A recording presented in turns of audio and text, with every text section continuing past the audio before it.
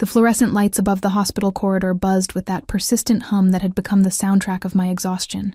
I pressed my palm against the cool wall, steadying myself as another wave of dizziness washed over me.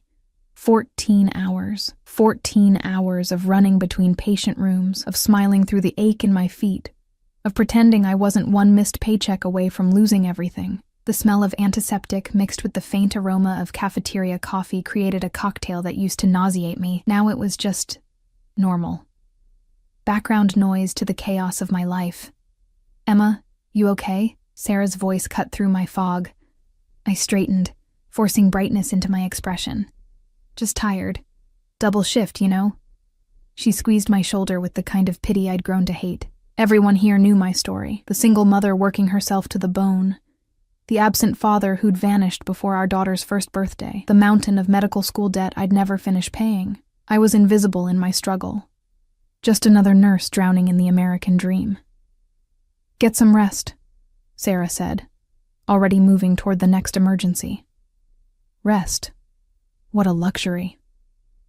I grabbed my bag from my locker, the zipper broken for 3 months now because I couldn't afford to replace it.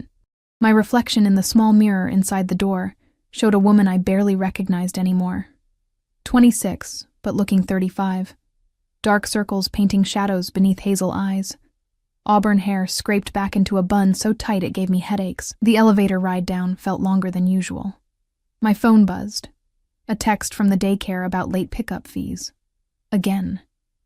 My chest tightened with that familiar panic, the one that lived just beneath my ribs, a constant companion. The hospital parking garage at midnight was a concrete tomb. My footsteps echoed against cement walls tagged with graffiti, each sound amplified by exhaustion. I clutched my keys between my fingers the way the self-defense video had taught me, though I doubted I had the energy to fight off anyone. That's when I heard them. Voices. Low, urgent, dangerous. I froze near the entrance to the stairwell, my heart suddenly thundering loud enough to drown out the buzzing lights. The smart thing would have been to turn around, to take the elevator back up, to call security. But I saw him. A man on his knees, blood streaming from his nose, hands zip-tied behind his back, and standing over him, my breath caught. He was tall, imposing in a way that had nothing to do with height, and everything to do with presence. A black suit that probably cost more than my car, tailored so perfectly it seemed painted on. Dark hair swept back from a face that could have been carved from marble. Sharp jaw, straight nose, lips set in a line that promised cruelty. But it was his eyes that paralyzed me. Even from this distance, even in the dim garage lighting, they gleamed with something cold and calculating. 2 men flanked him, both built like linebackers, both watching the kneeling man with the detached interest of people who'd seen this scene play out too many times. I should have moved, should have run. Instead, my bag slipped from my numb fingers. The sound of my keys hitting concrete was deafening. Every head turned toward me, those cold eyes found mine. And the world tilted. "Well?" His voice was smooth, cultured, utterly calm despite the violence frozen in tableau before him. "It seems we have a witness." My legs wouldn't work. My voice had abandoned me somewhere between terror and shock. I watched as he straightened, adjusting his cufflinks with the casual grace of a man fixing his appearance for a business meeting rather than standing over a bleeding, bound person. He moved toward me, and each step felt like a countdown. "Please," I finally managed, my voice cracking. "I didn't see anything. I'll go. I won't say anything, I promise." "Promises," he murmured, now close enough that I could smell his cologne, something expensive, cedar and citrus and smoke. Such fragile things. One of his men moved to grab me, but he raised a hand, stopping him mid-motion. "Don't touch her." The command was soft, but absolute. He studied me with an intensity that made my skin prickle. His gaze traveled from my worn sneakers to my wrinkled scrubs to my face, lingering there with an expression I couldn't decipher. "You're a nurse." Not a question. I nodded, not trusting my voice. "Working late." Another nod. "Alone." That one sent ice down my spine. He reached out, and I flinched, but he only picked up my bag from where it had fallen, holding it carefully, almost gently. His fingers brushed mine as he handed it back, and I felt calluses I didn't expect, warmth I didn't want to notice. "What's your name?" "Emma," I whispered, then immediately cursed myself. Why did I tell him? "Emma." He repeated it like he was tasting it, rolling it around to see how it fit. "I'm going to give you a choice, Emma, a rare gift from me." My heart hammered so hard I thought I might pass out. "You can walk away right now, pretend you saw nothing, live your life." He paused, and something flickered in those cold eyes. "Or you can help this man." I looked past him at the kneeling figure, at the blood, at the fear carved into every line of his face. "Help him?" My voice sounded foreign. "He's bleeding. You're a nurse." Simple mathematics. His tone remained conversational, as if we were discussing the weather. "And if I help him? Then you become involved. And once you're involved with me, Emma, you don't simply walk away." It was a trap. I knew it was a trap. The smart choice was obvious. Turn around, forget this ever happened, protect myself and Lily. But I looked at that man's face, saw the desperate hope flickering in his eyes, and thought of the Hippocratic oath. "First, do no harm. I need my medical kit from my car," I heard myself say. Something changed in his expression. Surprise, perhaps, or approval. He gestured to one of his men. "Bring her kit. It's in the trunk. Gray Honda, 2 rows over." The man looked to his boss, who nodded once. As we waited, the silence stretched like a rubber band about to snap. I couldn't stop my hands from shaking, couldn't slow my racing pulse. He noticed, of course. He seemed to notice everything. "You're afraid of me." Again, not a question. "Yes," I admitted, because lying seemed pointless. "Good. Fear keeps people alive." He tilted his head, studying me with that unnerving intensity. "But you're helping anyway." I took an oath. "Ah, honor." The word dripped with something between admiration and mockery. How refreshing. The man returned with my kit, and I knelt beside the bleeding prisoner, hyper-aware of the eyes boring into my back. My hands steadied as I worked. This, at least, I knew how to do. I cleaned the blood, checked for broken bones, applied butterfly bandages with practiced efficiency. "He'll need a hospital," I said without looking up. "Possible concussion, definitely needs stitches. No hospitals." I did look up then, meeting those cold eyes with more courage than I felt. Then he might die. Everyone dies eventually, Emma. The casual cruelty in his tone made my stomach turn, but I held his gaze. "Not on my watch. Not if I can help it." Silence stretched between us, heavy with unspoken challenge. Then, impossibly, his lips curved into something that might have been a smile. "Fascinating," he murmured, more to himself than to me. He pulled out a phone.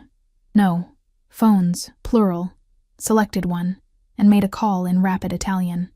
I caught maybe 3 words, none of them comforting. "My people will take him somewhere safe. You've done your part." He extended his hand to help me up. I ignored it, standing on my own, though my legs felt like water. "Can I go now?" "Of course." "I'm not a monster, Emma." The evidence suggested otherwise, but I kept that thought locked behind my teeth. I gathered my kit, my bag, my keys, took 3 steps toward my car before his voice stopped me. "Emma." I froze but didn't turn around. "You made the right choice. For him, at least." A pause, weighted with meaning.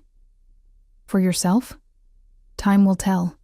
I practically ran to my car, hands fumbling with the lock, breath coming in gasps. It wasn't until I was 3 blocks away, stopped at a red light with tears streaming down my face, that I noticed it. A business card, tucked into the side pocket of my bag. No name, just a phone number embossed in gold, and underneath, in elegant script, "For when you need me. And you will." I didn't sleep that night. Every time I closed my eyes, I saw him. That perfectly tailored suit, those calculating eyes, the casual way he'd stood over a bleeding man like it was just another Tuesday. I'd tucked the business card into my nightstand drawer, buried beneath old receipts and expired coupons, as if hiding it could erase what had happened. It couldn't. Lily's laughter pulled me from my spiraling thoughts. She sat at our tiny kitchen table, her blonde curls catching the morning sunlight as she attacked her cereal, with the enthusiasm only a 4-year-old could muster. In moments like these, looking at her bright blue eyes and dimpled smile, I could almost forget the weight crushing my chest. "Mommy, you look tired," she said, tilting her head in that way that broke my heart and put it back together simultaneously. "Just a long night at work, baby." I kissed the top of her head, breathing in the strawberry scent of her shampoo. The cheap kind, but she loved it. My phone buzzed. A text from the hospital. "Extra shift available tonight. Interested?" I stared at the message, calculating. The money would help with the mounting daycare fees, maybe even let me fix the car's check engine light that had been glowing for 2 months. But it meant another night away from Lily, another night of exhaustion, another step closer to the edge I'd been teetering on for years. I typed back, "Yes." The day passed in a blur of cartoons, playground time, and pretending everything was fine. I'd perfected the art of hiding my terror behind smiles and silly voices. Lily deserved better than a mother who jumped at shadows, who checked the locks 3 times before bed, who kept seeing a stranger's cold eyes in every dark corner. By the time I dropped her at daycare and headed to my shift, I'd almost convinced myself it had been a nightmare. A stress-induced hallucination brought on by exhaustion and too much coffee. Then I saw the car. A black SUV, windows tinted so dark they looked like pools of ink, parked across from the hospital entrance. It hadn't been there this morning. I would have noticed. I noticed everything now, hyper-vigilant in a way that made my nerves sing with constant tension. I told myself I was being paranoid. Plenty of people drove black SUVs, but when I glanced back after entering the hospital, it was still there, idling like a predator waiting for the right moment to strike. My shift started normally enough. Vital checks, medication rounds, charting. The familiar rhythm should have calmed me, but I couldn't shake the crawling sensation between my shoulder blades, the certainty that I was being watched. "Emma, you've checked that IV bag 3 times. Dr. Duert," Martinez said, not unkindly. "Everything okay?" "Fine. Sorry, just distracted." He studied me with concern, but I turned away before he could dig deeper. The last thing I needed was questions I couldn't answer.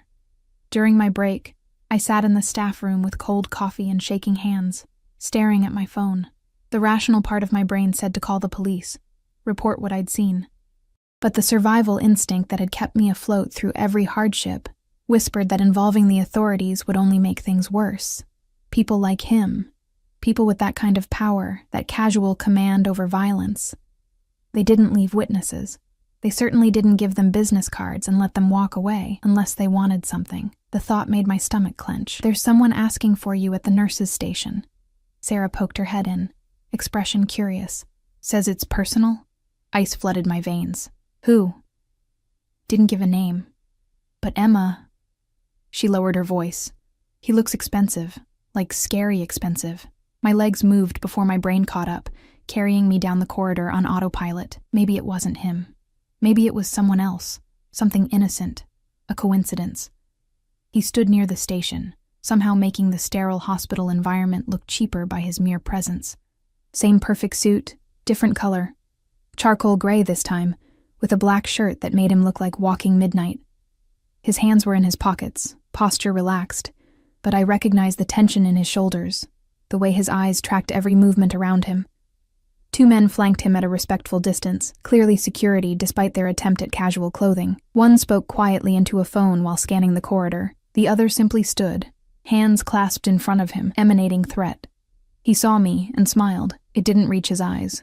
"Emma, you look better with sleep. What are you doing here?" I kept my voice low, aware of the curious stares from staff and visitors. "Visiting a friend." He gestured vaguely toward the private wing. "Imagine my surprise when I realized you work here." Liar. He'd known exactly where I worked. That's why he was here. "I'm working," I said, trying to sound firm despite my racing pulse. "I can't talk." "Then listen." He moved closer, and I caught that scent again. Cedar, citrus, smoke. It wrapped around me like a warning. "The man you helped last night, he's stable, recovering, thanks to you." "Good. Now if you'll excuse me..." His hand shot out, catching my wrist. Not hard, not painful, but absolutely immovable. "I'm not finished." The world narrowed to the point of contact, his fingers warm against my skin, his touch somehow both gentle and threatening. I looked up at him, really looked, and saw something dangerous flickering in those eyes. Interest, curiosity, something darker I couldn't name. "You did me a favor," he continued, voice dropping lower. "I don't like being in debt. You don't owe me anything. That's not how I operate." He released my wrist but didn't step back. "Tell me what you need, Emma. I need you to leave me alone. Besides that." The audacity of it stunned me into silence. He stood there, in the middle of a hospital corridor, offering me, what? Blood money? Payment for my complicity? "I don't want anything from you," I managed. "Everyone wants something." His gaze traveled over my face, cataloging details. "You work double shifts. Your scrubs are worn. You drive a car held together by prayer and duct tape. You have a daughter. Lily, 4 years old, attends Little Stars daycare on Cumberland Avenue." The blood drained from my face. "How do you—" "I make it my business to know things." He said it casually, as if he hadn't just revealed that he'd been investigating me, digging into my life, learning about my daughter. "You're drowning, Emma. Let me throw you a rope. I don't need your help." "No?" He pulled out his phone, the same one from last night, and showed me the screen. Bank statements, my bank statements.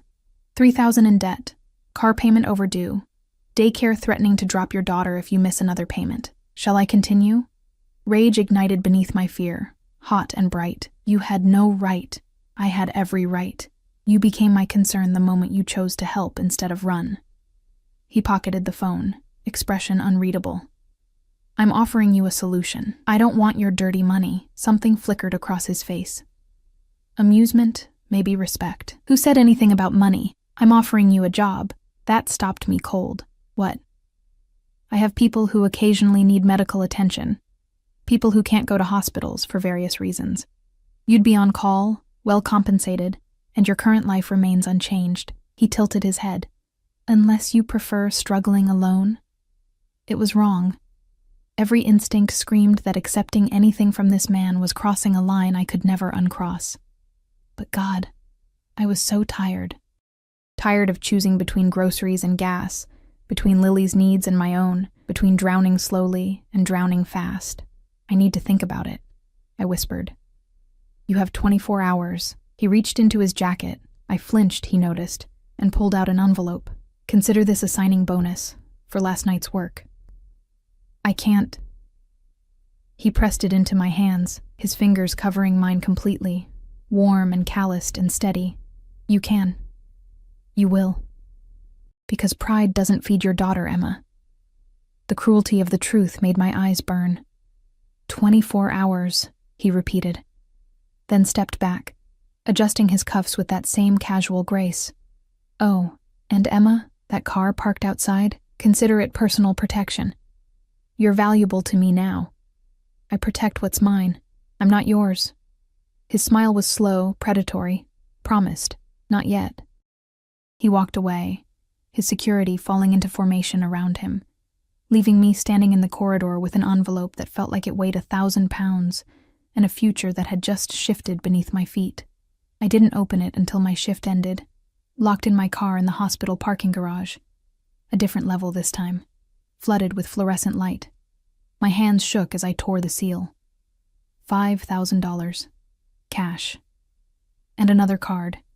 This one with actual text. For Lily's daycare. No child should suffer for her mother's pride. I sat there, money in my lap, tears streaming down my face, and hated him almost as much as I hated myself for considering his offer. The black SUV was still there when I drove away, following at a distance, a shadow I couldn't shake. When I got home, Lily was already asleep, my neighbor having watched her for the extra shift. I stood in her doorway, watching her chest rise and fall, her tiny hand curled around her favorite stuffed rabbit, and made a decision that would change everything. I pulled out my phone and dialed the number from the first card. He answered on the first ring, as if he'd been waiting. "Emma." "One condition," I said, voice steady despite everything. "Lily never knows. She never sees you, never meets you, never gets involved in whatever world you live in. She stays innocent." Silence stretched. Then. Agreed. Then I'll do it. Wise choice. I could hear the satisfaction in his voice. Welcome to the family, Emma. He hung up, and I stood in my daughter's doorway, holding $5,000 in dirty money and the certainty that I'd just made a deal with the devil. The worst part? I wasn't sure I regretted it. The first call came 3 days later, at 2 a.m. I'd been waiting for it, sleeping in my scrubs, phone on the loudest setting, jumping at every notification. The anticipation was its own form of torture, worse than the actual moment when his name appeared on my screen. Not a name, really. Just, unknown caller. But I knew. Hello? There's a car outside, his voice smooth and unhurried despite the hour. You have 15 minutes. The line went dead. I checked on Lily, still asleep, thumb tucked in her mouth, and left a note for my neighbor, Mrs. Chen, who I'd paid extra to be on standby. My hands trembled as I locked the door, as I walked down the 3 flights of stairs from our apartment, as I approached the black SUV idling at the curb. The door opened before I reached it. Miss Emma. The driver nodded, his accent thick. Eastern European, maybe. Built like a mountain, with scars that told stories I didn't want to hear. Please. The interior smelled like leather and danger. I'd barely settled into the seat when we pulled away, tires humming against asphalt as the city blurred past my window. I tried to track our route, memorize turns and landmarks, but within minutes I was hopelessly lost in neighborhoods I'd never seen. We drove for 20 minutes before pulling up to a warehouse in what looked like the industrial district. Rust stained the corrugated metal walls, and broken windows gaped like missing teeth. The perfect place for something terrible to happen. My medical kit felt heavy as I climbed out. This way. Another man. This one smaller but somehow more frightening, with eyes that held no warmth. He led me through a side door, down a corridor that smelled of oil and something metallic that might have been old blood. The room at the end was surprisingly clean. Bright lights, a metal table, medical supplies I recognized from hospitals. And on that table, bleeding through makeshift bandages, was a man who looked like he'd lost a fight with a knife. Several knives. Jesus, I breathed, rushing forward automatically. Not quite. That voice, the one that had haunted my dreams. I spun around. He stood in the doorway, somehow making the grimy warehouse look like his throne room. Black suit, blood on his knuckles, expression carved from ice. Behind him, 2 more men dragged someone unconscious, leaving a streak of red across the concrete floor. Busy night? I asked, surprised by my own steadiness. His lips curved. You could say that. I turned back to the patient, letting training override terror. Stab wounds, 3 of them, all shallow but bleeding profusely, possible internal damage. I worked quickly, cleaning, assessing, stitching with hands that forgot to shake once I started. He watched. I felt his eyes tracking every movement, cataloging every detail, studying me with that unnerving intensity. The weight of his attention made my skin prickle, made me hyper-aware of every breath, every shift in posture. You're good at this, he observed after I'd finished the 3rd set of stitches. It's my job. Was your job. Now you work for me. I peeled off my bloody gloves, met his gaze directly. I work for myself. You just pay better. Something flickered in his eyes. Amusement, approval, danger. Semantics. Important ones. He moved closer, each step deliberate, until he stood beside me at the table. This close, I could see the flecks of gold in his dark eyes, the faint scar along his jawline, the muscles that shifted beneath his tailored jacket. This close, I could feel the heat radiating from him, the controlled violence that hummed just beneath his polished surface. What's your name? The question escaped before I could stop it. His eyebrow rose. You don't know. You never told me. Dante. He said it like a confession. Dante Moretti. The name meant nothing to me, but clearly it should have, based on the sharp look he gave me. Should I know that name? If you read newspapers, yes. If you're smart, no. He reached past me for a clean towel, his arm brushing mine, and I froze at the contact. Ignorance has protected you so far, Emma. Don't be in a hurry to lose it. Kind of late for that. Yes. His voice dropped lower, intimate despite the warehouse and witnesses. It is. The patient groaned, pulling my attention back. I checked his vitals, adjusted the IV I'd set up, made notes on a pad that appeared from nowhere. Professional. Detached. Ignoring the way my pulse raced whenever Dante moved, whenever he spoke, whenever he existed too close to me. He'll need monitoring, I said, stepping back to put distance between us. Infection risk is high. I can come back tomorrow. You'll stay. I blinked. Excuse me? Until he's stable. You'll stay here. Monitor him. There's a room upstairs. Clean, comfortable. Everything you need. I have a daughter. Already handled. Mrs. Chen has been compensated for the week. Lily will think you're working extra shifts at the hospital. He tilted his head. I told you, Emma. I protect what's mine. Stop saying that. I'm not... You took my money. You answered my call. You're here. He moved closer again, crowding into my space, forcing me to tilt my head back to maintain eye contact. Whether you accept it or not, you're mine now. And I take care of what belongs to me. The possessiveness in his tone should have terrified me. Instead, something traitorous and warm unfurled in my chest. Something that had been cold and alone for so long it had forgotten what safety felt like, even poisoned safety. 1 week, I managed. Then I go home. 1 week, he agreed. But the way he said it sounded like a beginning, not an end. The days blurred together in that warehouse. I monitored my patient, Alessandro, I learned, one of Dante's captains who'd been ambushed during a collection. I changed bandages, administered antibiotics, tracked vitals with the same efficiency I'd use at the hospital. But everything else was different. Dante appeared at odd hours, sometimes in suits, sometimes in casual clothes that somehow looked more dangerous. He'd sit in the corner of the room, working on his phone. Phones, plural, always phones, making calls in Italian that sounded like threats wrapped in silk. His presence filled the space, made the air thick with tension I couldn't name. And he watched me. Constantly. Don't you have other things to do? I asked on the third day, exhausted and irritable and too aware of him. Many things. He didn't look up from his phone. I'm doing them. While staring at me, I'm multi-talking. That's not a word. It is now. He finally met my gaze, and something in his expression made my breath catch. You're... interesting. Interesting. The word tasted bitter. Is that what you call people you force into employment? I didn't force you. I offered. You accepted. Because you made it impossible to refuse. Yes. No shame, no apology. Just fact. That's how this works, Emma. I see what I want. I take it. I'm not a thing to be taken. He set down his phone, giving me his full attention. The shift was palpable. Dangerous. No. You're something far more valuable. You're honest in a world of liars. Brave despite being terrified. Gentle with monsters who deserve no gentleness. He stood, crossed to where I stood by Alessandro's bed. You're a contradiction, and I've always been fascinated by puzzles. I'm not your puzzle to solve. We'll see.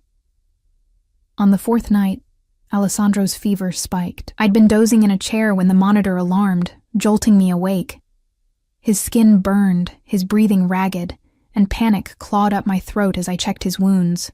Red, angry, infected, despite my precautions.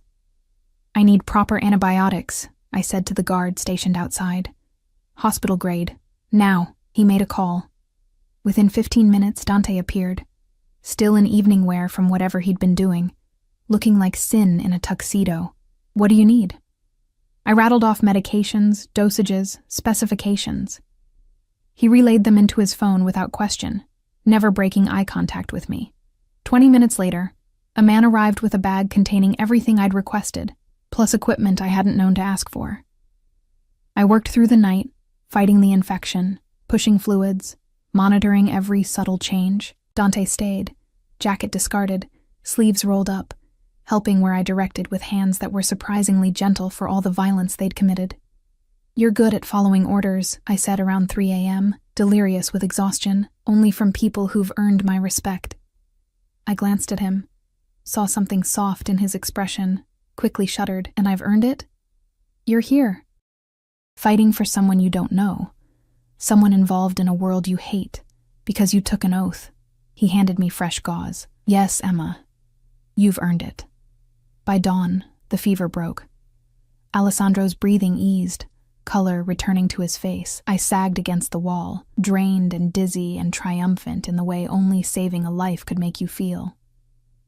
Dante caught me before I slid to the floor, arms strong and steady, lifting me like I weighed nothing. You need rest. I need to monitor. Someone else will monitor. You need rest. He carried me toward the door, and I was too exhausted to fight, too wrung out to protest the way I fit against his chest, the way his heartbeat thundered beneath my ear. The room upstairs was exactly as promised. Clean, comfortable, private. He laid me on the bed with unexpected care, pulling a blanket over me even though I was still in my scrubs. Sleep, he commanded. Bossy, I mumbled, eyes already closing. You have no idea. I felt him move away, heard his footsteps retreating. Then, just as consciousness slipped away, thank you, Emma, for saving him. When I woke, it was evening. A tray of food sat on the nightstand. Real food, not warehouse vending machine garbage. Pasta and cream sauce, fresh bread, fruit that looked like it came from somewhere expensive. And a note in bold, masculine handwriting. Eat, you're too thin. D. I hated that the concern made me smile. The week ended, but everything had changed. Alessandro recovered enough to be moved, and Dante's men packed up the makeshift medical bay with military efficiency. I should have felt relief. I'd done my job, earned my pay, could go home to Lily and pretend this was just an bizarre detour. Instead, I felt hollow.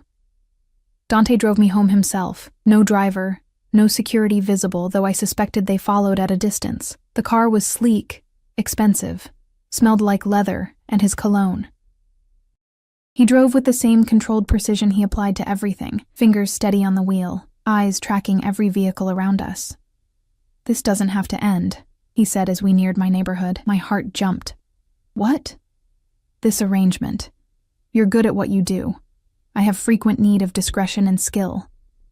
He glanced at me, expression unreadable. I'd like to keep you on retainer, like a lawyer. Like someone valuable. The word hung between us, weighted with meanings I was afraid to examine. I'll think about it, I said, though we both knew I'd already decided. He pulled up to my building, put the car in park, turned to face me fully.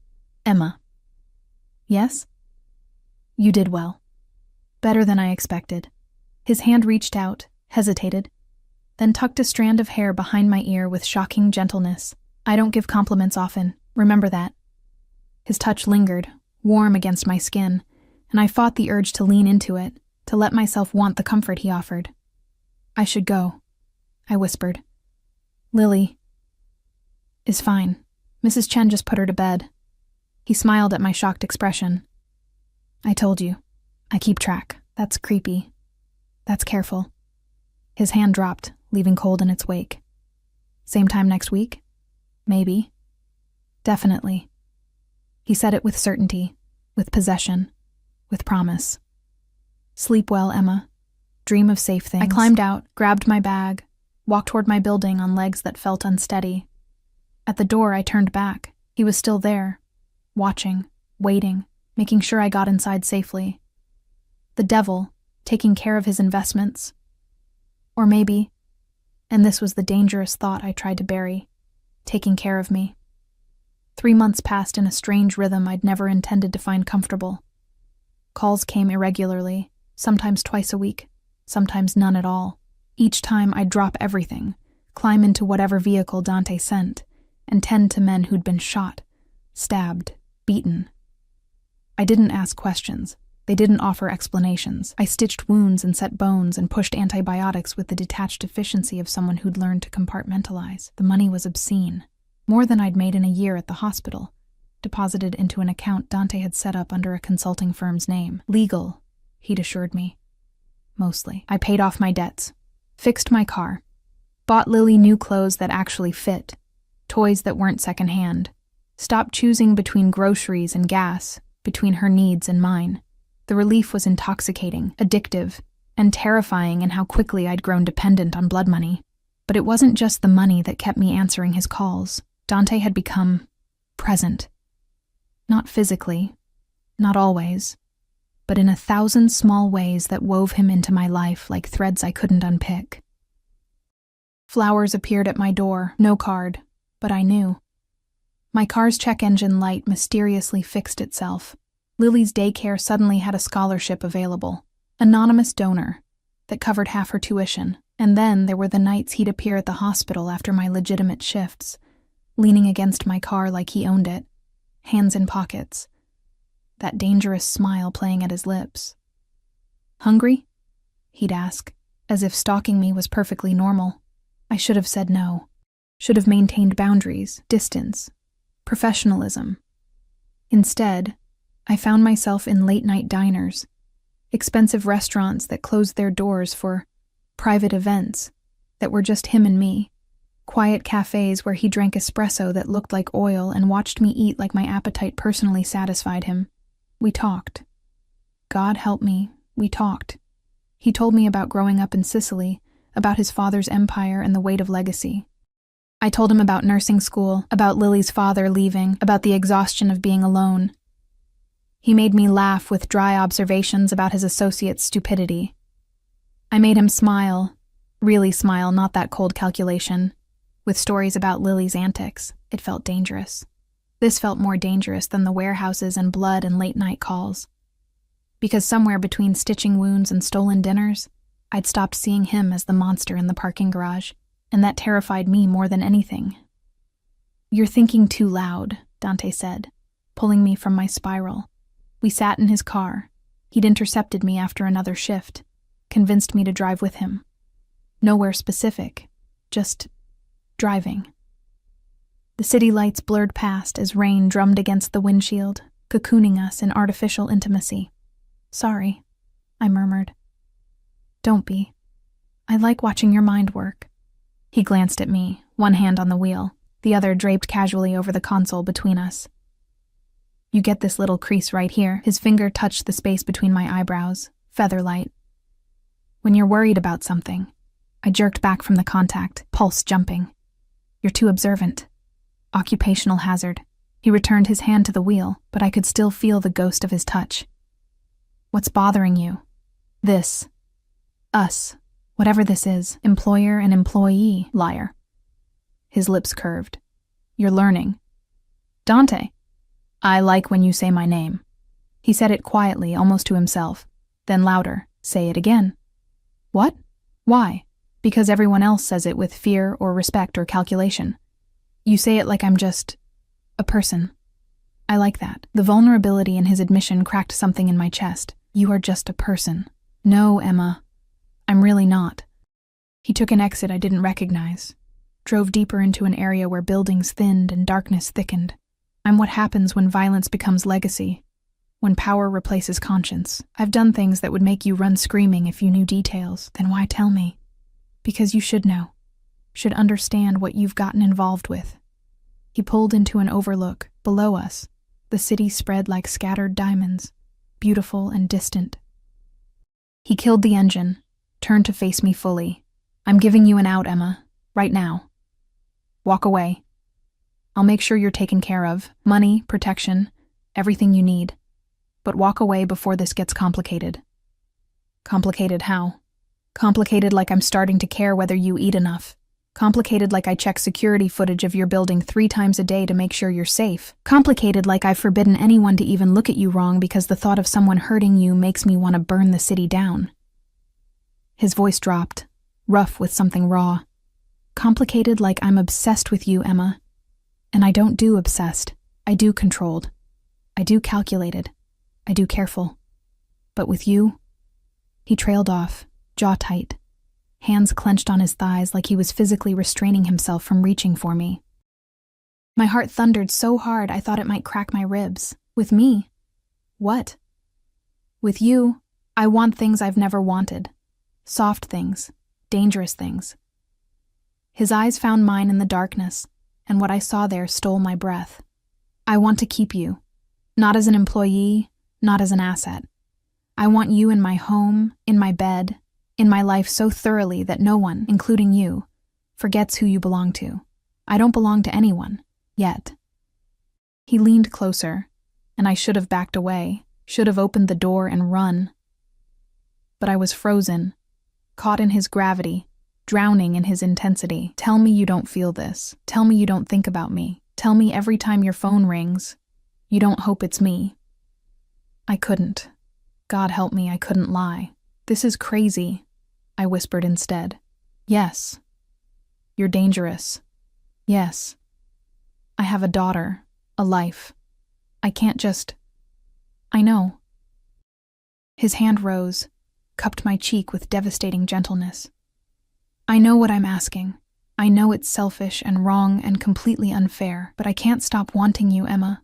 I've tried. For 3 months, I've tried to keep this professional, to maintain distance.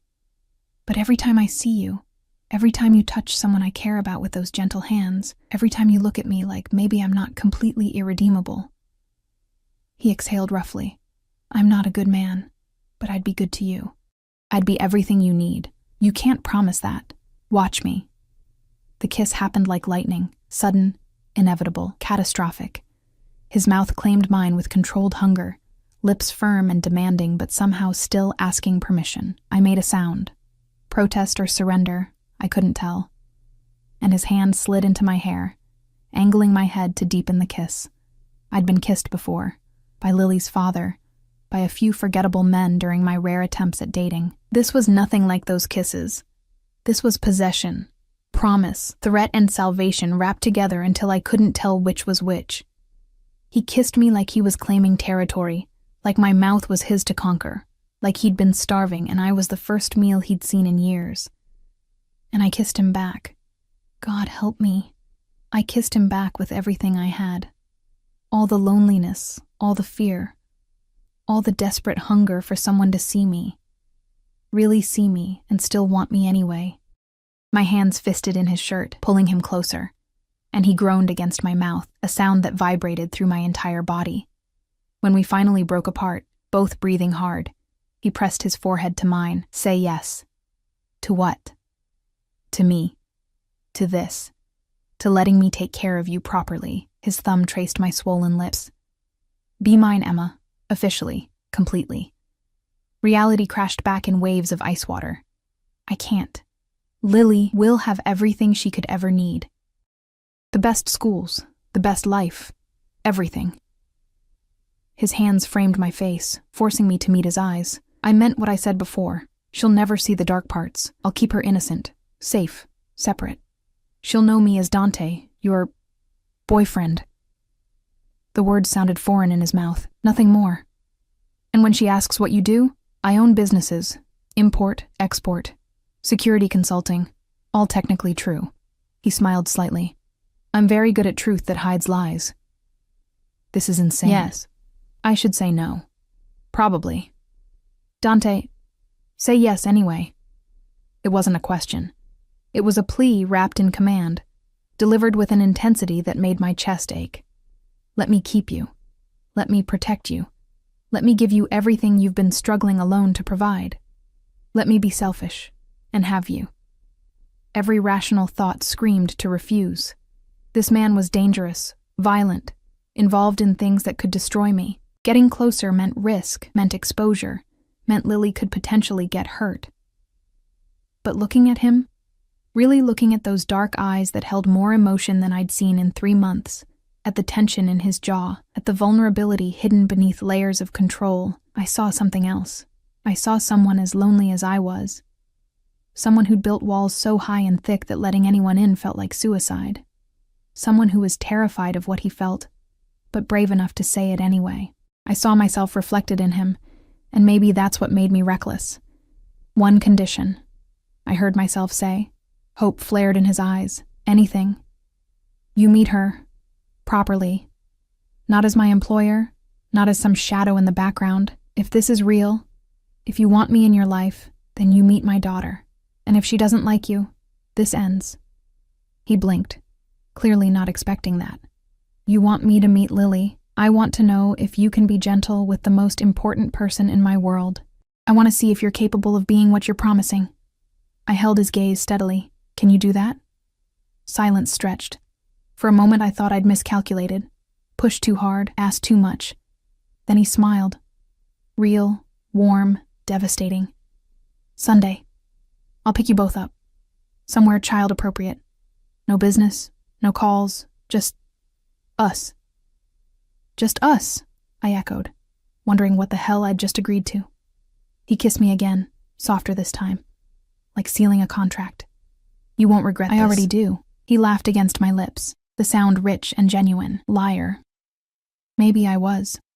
When he drove me home, he walked me to my door, checked every shadow, every corner, every potential threat with the hypervigilance of someone who knew how dangerous the world really was. Sleep well, Bellezza, he murmured, pressing a kiss to my forehead. Dream of good things. Is that an order? A hope. I watched him walk away, climb into his car, drive into the darkness with security vehicles materializing from nowhere to flank him. Protection.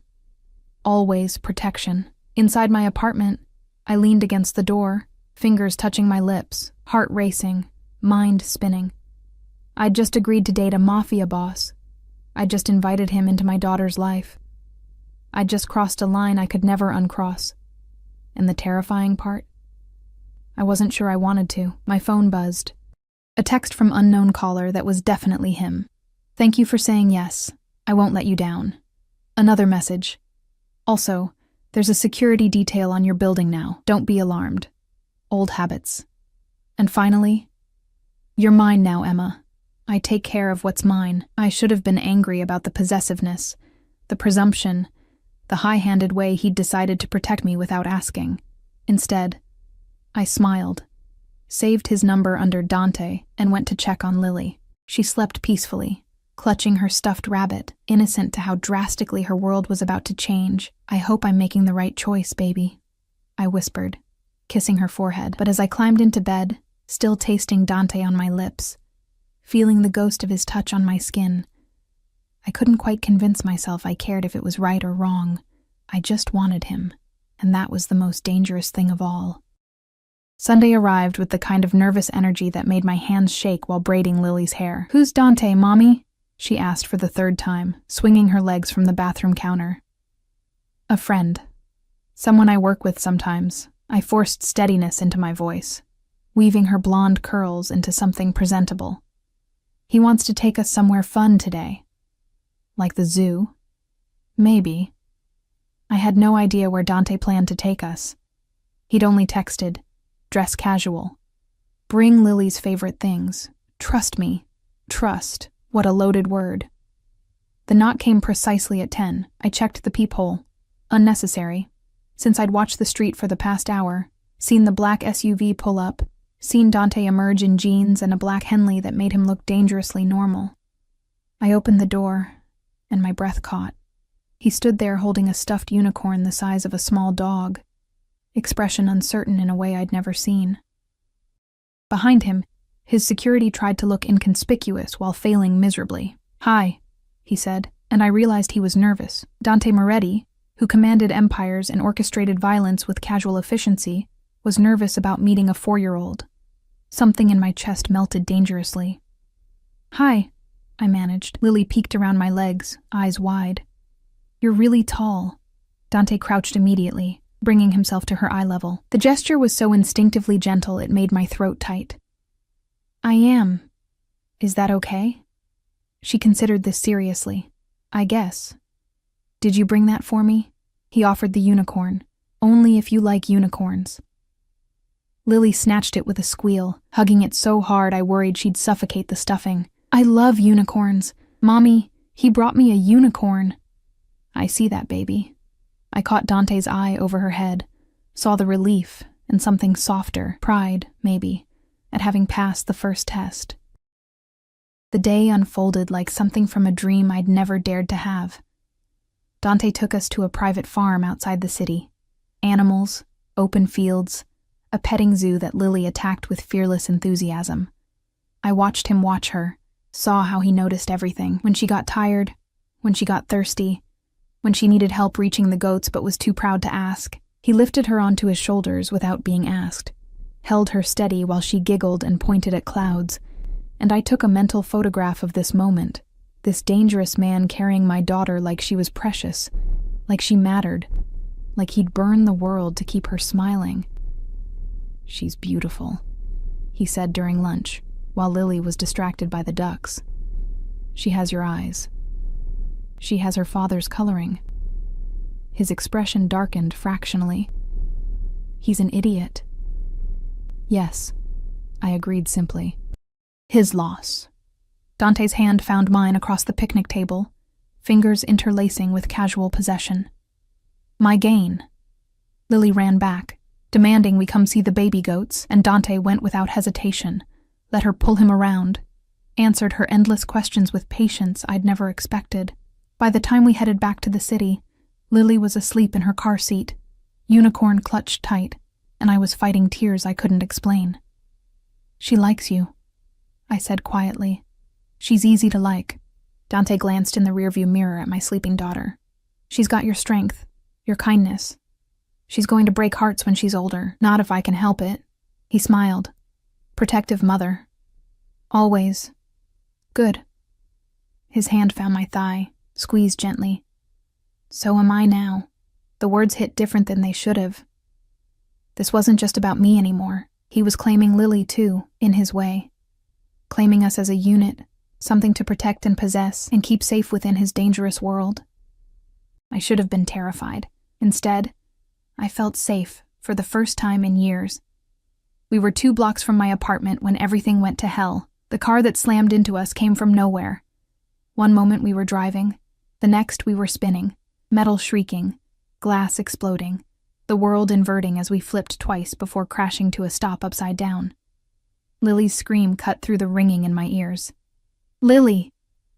I fought my seatbelt, tasting blood, vision swimming. "Baby, don't move!" Dante's voice, sharp with command. Blood streamed down his face from a gash on his forehead, but his eyes were clear, focused. "Emma, don't move yet. Let me." Gunfire erupted. Bullets punched through the already shattered windows, and Dante threw himself across the center console, covering me with his body as glass rained down. "Stay down."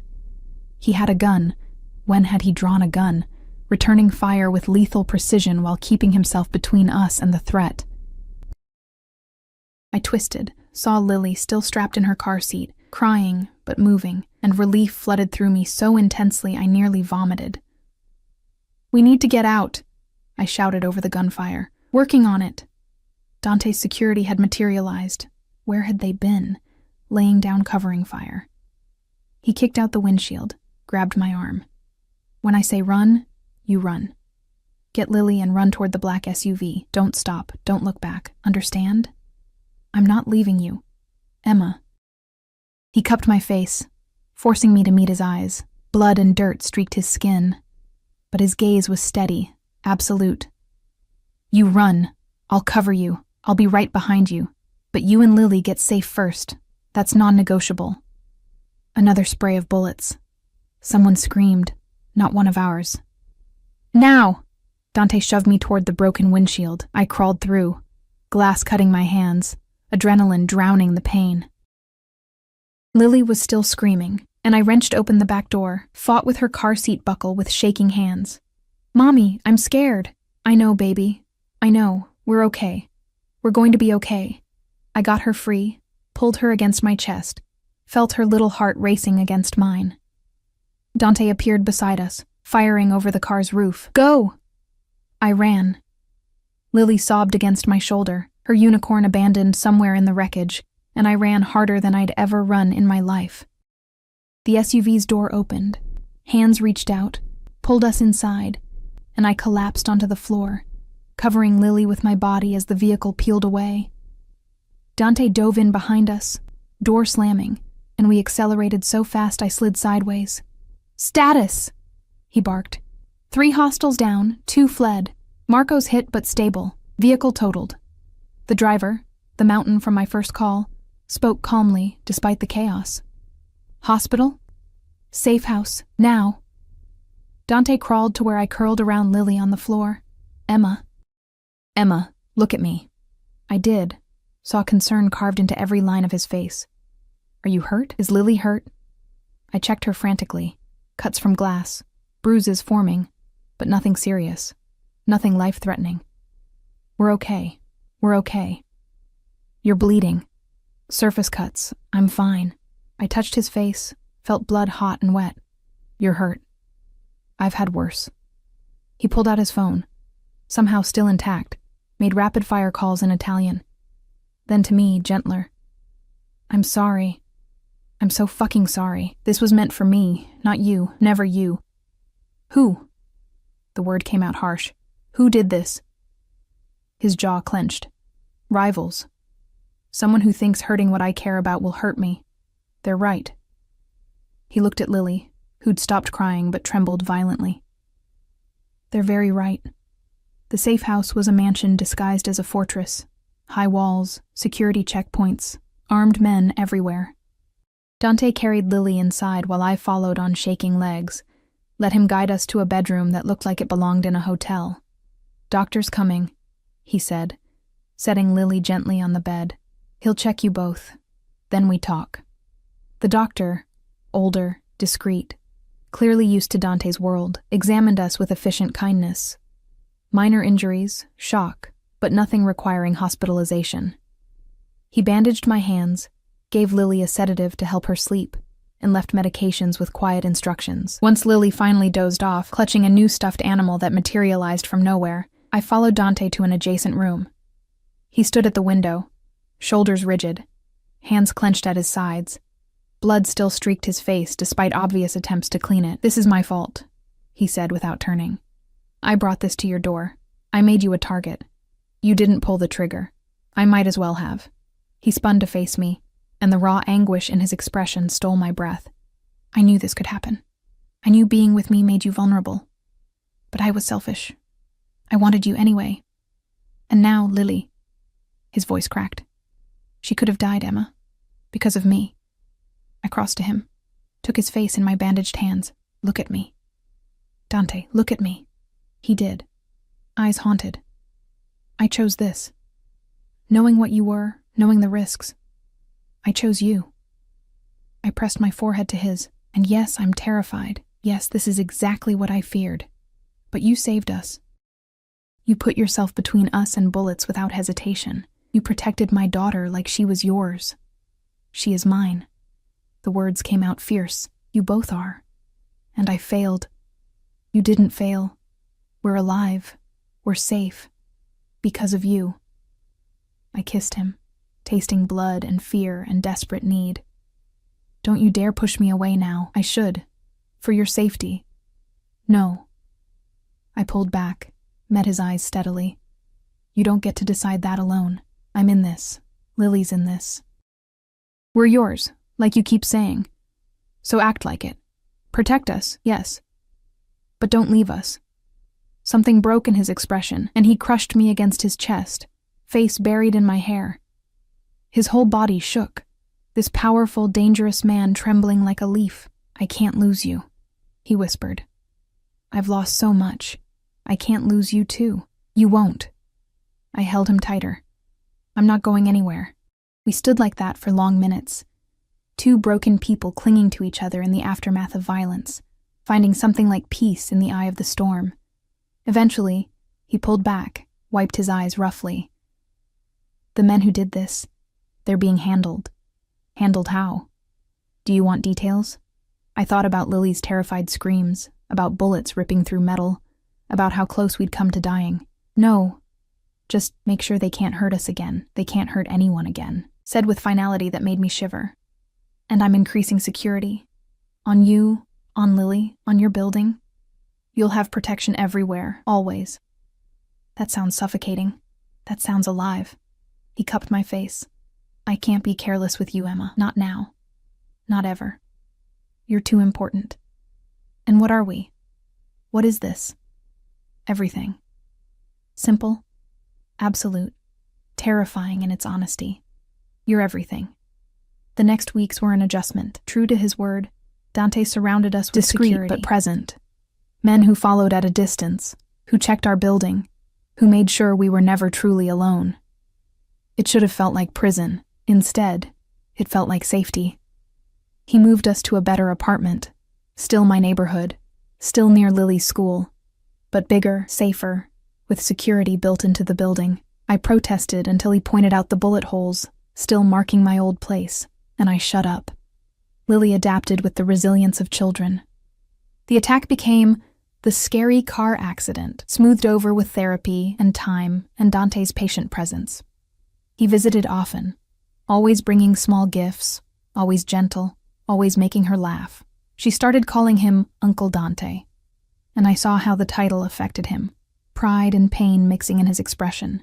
"Not uncle," he said one night, after Lily was asleep and we lay tangled in my bed.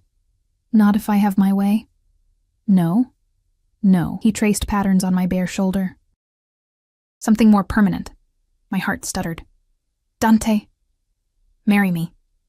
I bolted upright, staring at him. "What?" He sat up too, completely serious. "Marry me. Make this official. Let me give you my name, my protection, everything I have." "That's crazy. I'm crazy about you. Might as well make it legal." He caught my hand, pressed it over his heart. "I love you, Emma. I've loved you since you chose to help instead of run, since you looked at a monster and saw a man. I want forever with you. I want to be Lily's father legally. Want to give her siblings if you'll have me. Want to grow old knowing you're mine and I'm yours." Tears streamed down my face. "I love you too. God help me. I love you." "Then say yes." "Yes." I laughed through tears. "Yes, you insane, overprotective, wonderful man, yes."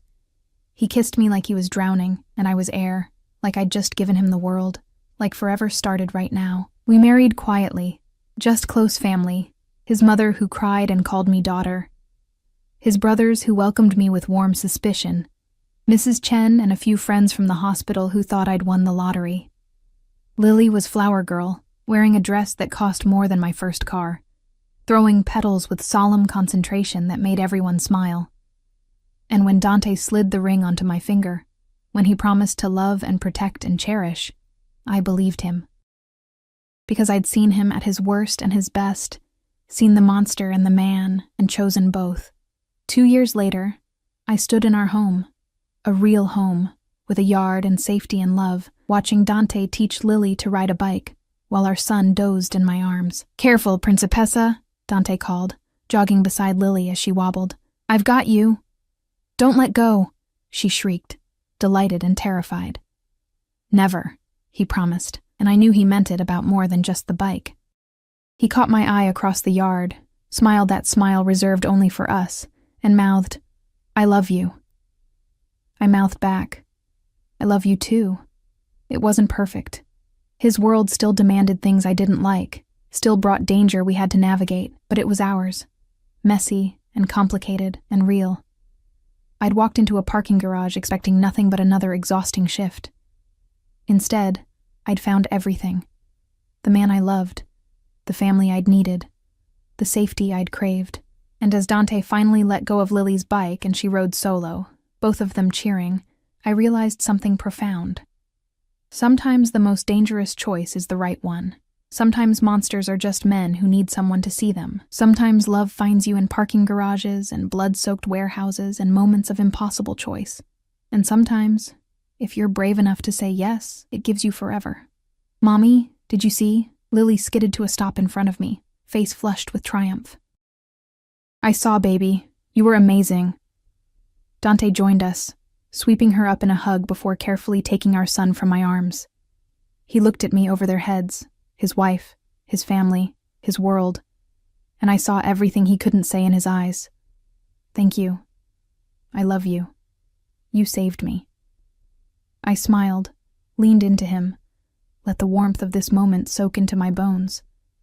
"Race you to the house," Lily demanded. "You're on, Principessa." Dante handed me the baby, kissed my forehead. "Winner gets dessert before dinner." "That's not fair!" But she was already running, and he was chasing, and I was laughing, and this was my life now. Complicated, dangerous, perfect, ours. And I wouldn't change a single thing.